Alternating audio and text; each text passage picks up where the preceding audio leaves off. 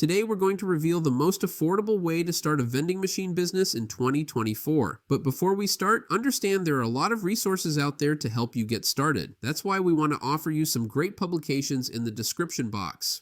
Okay, now back to the video. Starting a vending machine business is a great side hustle, but before getting involved, understand it's more than just buying machines and placing them anywhere. You'll need to decide on equipment, consider product options, calculate profit margins, and of course find the right locations. We'll guide you through starting your business and maximizing success while keeping costs low. Why start a vending machine business? It's a profitable venture where you can sell everything from snacks to beverages to even hygiene products. If you can put it in a machine, you can sell it, but know your audience. Vending machines appeal to a wide audience. Everyone needs a snack or drink at some point. Your profit margins can be high too, with items like gumballs costing just a few cents, but selling for much more. So if a gumball is 2 or maybe 5 cents, you can turn it around and sell it for like a quarter or 50 cents. That's a great profit margin. If a bag of chips costs you 50 cents, you can turn it around and sell it for $1.50 or $2. While it may not make you a millionaire overnight, with smart scaling, it can replace your full-time income. Plus, the flexibility of setting your own hours is a major perk.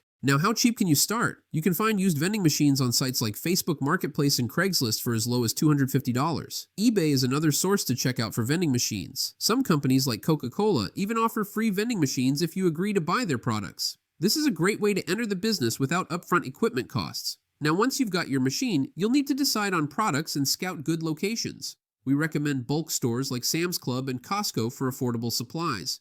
For location, think strategically. Place machines where people need your products. Finally, optimize your vending machine's performance by maintaining good relationships with location owners, tracking inventory, and ensuring top-notch customer service. With these tips, you'll be on your way to running a successful vending machine business.